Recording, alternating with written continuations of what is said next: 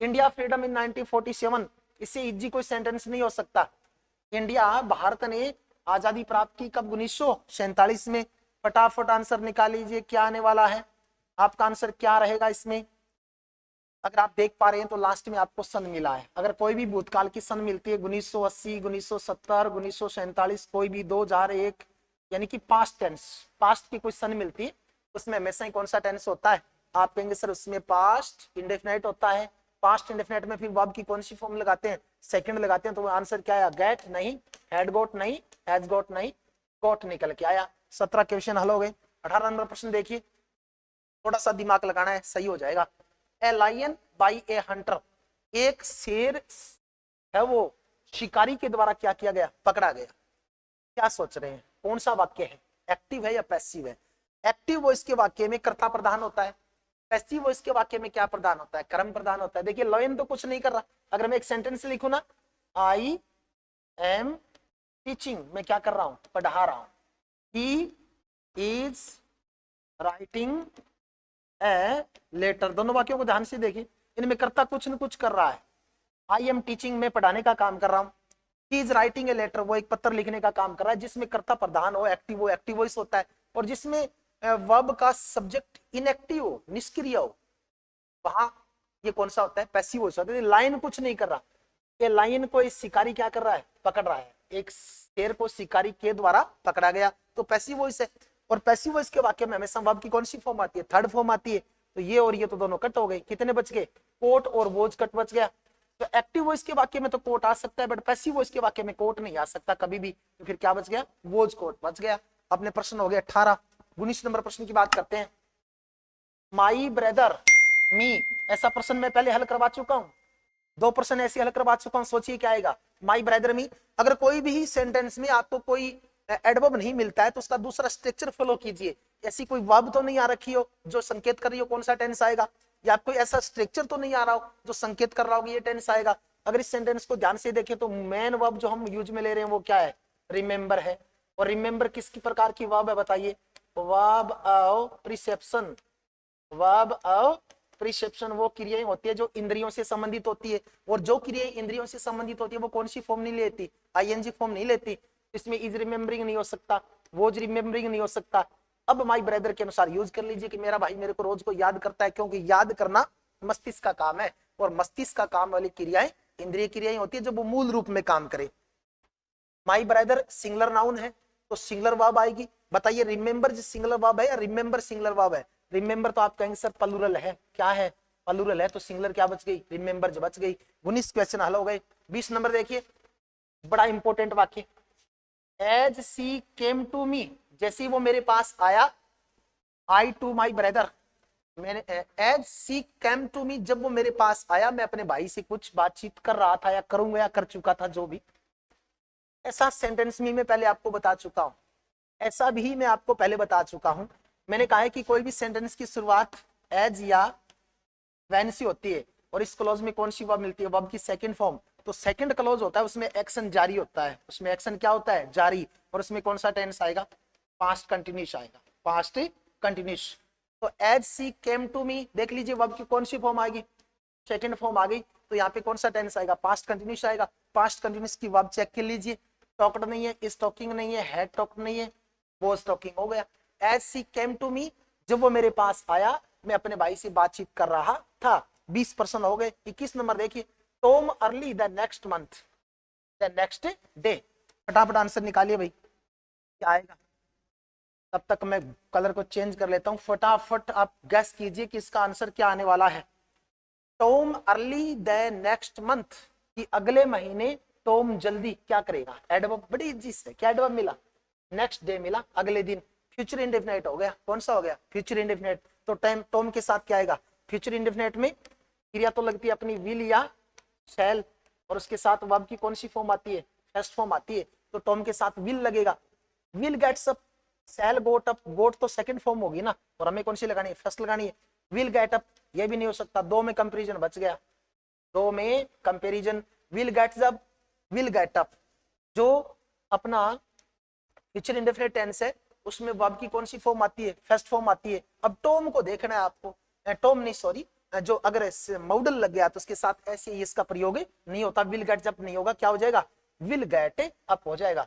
Tom will get up early the next month, अगले महीने Tom क्या करेगा, जल्दी उठेगा। 21% हो गए। 22 नंबर देखिए, Sharla her homework at this time tomorrow. देखिए बड़ा इंपॉर्टेंट सा एडवर्ब है। एक तो होता है एट दिस टाइम, एक होता है at this moment. At this moment कौन सी टेंस की एडवर्ब है, दोनों कौन सी टेंस के हैं, प्रेजेंट कंटिन्यूस के हैं। अगर प्रेजेंट कंटिन्यूस टेंस के एडवर्ब के साथ फ्यूचर टाइम जुड़ जाए, कौन सा टाइम जुड़ जाए, फ्यूचर का कोई एडवर्ब जुड़ जाए।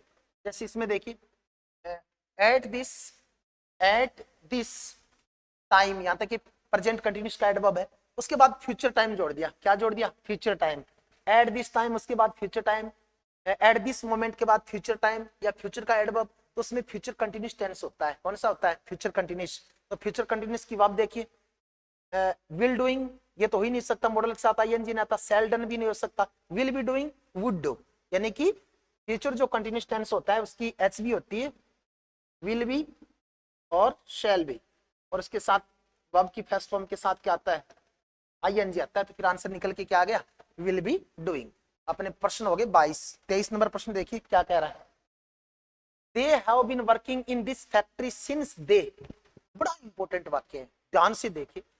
दे have been working in this factory since then, यानी कि हैव बीन वर्किंग कौन सा टेंस है, हैव बीन वर्किंग, और दूसरी पहचान since, present perfect continuous tense है।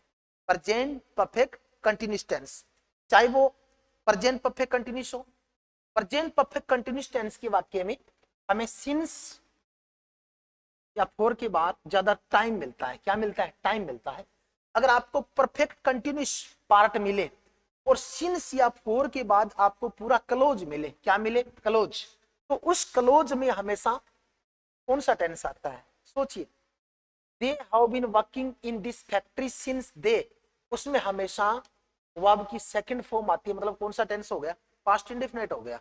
बड़ा इंपॉर्टेंट रूल है, अगर आपको प्रेजेंट परफेक्ट कंटिन्यूस टेंस मिलता है, सिंस फोर के बाद टाइम न देके एक क्लोज के माध्यम से टाइम बताया जाता है, तो उसमें हमेशा पास्ट इंडेफिनिट टेंस होता है, और उसमें वर्ब की second form come, came, had come, is coming नहीं, क्या बच गया, केम बच गया। They have been working in this factory since they came. इस प्रकार के वाक्य बहुत बार एग्जाम में आए हैं। 24 नंबर वाक्य देखिए, बहुत आसान सा, I in this coaching since 10 years by the next month. देखिए सिंस और फॉर, क्या मिला, सिंस और फॉर, हमको सिंस मिला है, क्या मिला है, सिंस मिला है। I in this coaching since 10 years, समय मिल गया। यहां तक हम कंफर्म नहीं कर पाए प्रेजेंट है, पास्ट है या फ्यूचर है, लेकिन आपको सिंस या फॉर के बाद टाइम मिल जाए और उसके बाद आपको बाई लगाकर कोई फ्यूचर का एडवर्ब मिले, किसका एडवर्ब मिले, फ्यूचर का, यानी कि आई इन दिस कोचिंग सिंस या फॉर मिल गया, उसके बाद टाइम मिल गया, और सिंस और फॉर, इसके बाद आपको टाइम मिल जाए, इसके बाद अगर आपको फ्यूचर का कोई एडवर्ब मिले तो उस वाक्य में फ्यूचर परफेक्ट कंटिन्यूस टेंस होता है, ये इसकी पहचान होती है। तो फ्यूचर परफेक्ट कंटिन्यूस टेंस की साइक्रिया क्या होगी, फ्यूचर परफेक्ट कंटिन्यूस टेंस की साइक्रिया होती है शैल हैव बीन या फिर will have been plus verb की फर्स्ट फॉर्म के साथ क्या आता है, आईएनजी आता है। कंफर्म कर लीजिए, पूरा सूत्र बायोडाटा मैंने आपके सामने रख दिया। Will have been teaching, will teach तो हो ही नहीं सकता, हैज बीन टीचिंग नहीं हो सकता, सेल टीच नहीं हो सकता, क्या बच गया, will have been teaching. I will have been teaching in this coaching since 10 years by the next month, कि अगले महीने तक मैं इस कोचिंग में 10 साल से पढ़ा रहा होऊंगा। ये अपना 24 नंबर प्रश्न हल हो गया। 25 नंबर देखिए, बड़ा आसान सा, बड़ा इजी सा, अटपटा सा प्रश्न, आसानी से आप सब हल कर पाएंगे। कैन यू द डोर, क्रिया क्या देनी है, ओपन, कि क्या आप दरवाजा खोल सकते हैं, क्या लेंगे, क्या कीवर्ड मिला, कोई एडवर्ब नहीं मिला, पर फर्स्ट ऑफ ऑल आपका ध्यान कहां जाता है, कैन की तरफ जाता है। कैन एक क्या है, मॉडल है। मॉडल संख्या में कितने होते हैं, 13 होते हैं जी, और 13 के 13 मॉडल अपने बाद हमेशा वर्ब की कौन सी फॉर्म लेते हैं, फर्स्ट फॉर्म लेते हैं। Can you, is opened, opened, open, opened, ये तो दोनों कट ही हो गए, क्या हो गए, कट हो गए।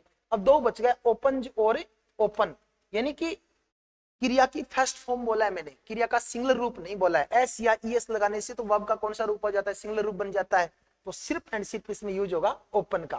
Can you open the door, क्या आप दरवाजा खोल सकते हैं। इस प्रकार अपने 25 क्वेश्चन हमने अटेम्प्ट किए। अगर आपको अच्छा लगा वीडियो तो लाइक और शेयर जरूर कीजिएगा। अगर आपको कोई दिक्कत हो तो आप कमेंट बॉक्स में जाकर कमेंट भी कर सकते हैं। अगर आपको अच्छा लगे तो आप चैनल को सब्सक्राइब भी कर दीजिएगा। थोड़े दिन बाद अभी तो जो मैंने कहा था ना पिछले वीडियोज में कि भाई पेपर का सीजन चल रहा है, बच्चों की डिमांड थी आज की सर करेक्ट फॉर्म के कुछ वाक्य डाले जाएं अलग अलग रूल्स के, ताकि हम अपना ज्ञान चेक कर सकें कि क्या हम सही तरीके से पढ़ पाए या नहीं। थोड़े दिन बाद आपको मैं डिटेल्ड ग्रामर के वीडियोज भी अपलोड करूंगा। बने रहिएगा, मस्त रहिएगा। भगवान से यही दुआ करते हैं कि आपके जो भी एग्जाम की प्रिपरेशन आप कर रहे हैं बढ़िया तरीके से आपके माँ सरस्वती आपकी हेल्प करे, आपके मार्क्स बने। इन्हीं शब्दों के साथ जय हिंद, जय भारत, शुभ रात्रि।